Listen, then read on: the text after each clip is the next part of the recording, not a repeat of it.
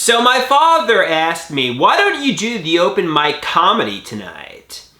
And I've successfully performed stand-up comedy, several times, but I've come to the realization I'm very introverted.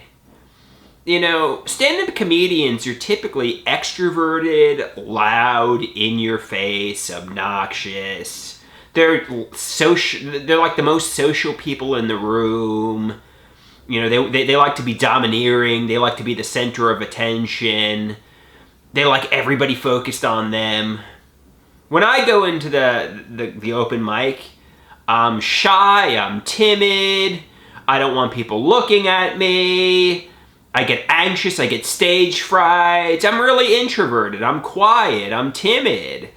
And my father's like, well, you'd be getting out of the house. I'm like, yeah, I don't think stand-up comedy is for me. I don't know who got the idea that I'm this extroverted, loud, want to be the center of attention kind of person.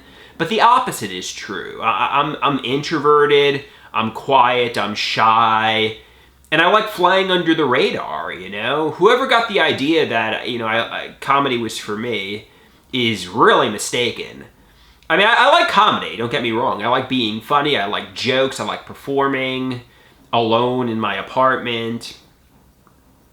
But I like to laugh, but also, performing to a large room with lots of people focused on me, I just don't like it. I just don't like it, And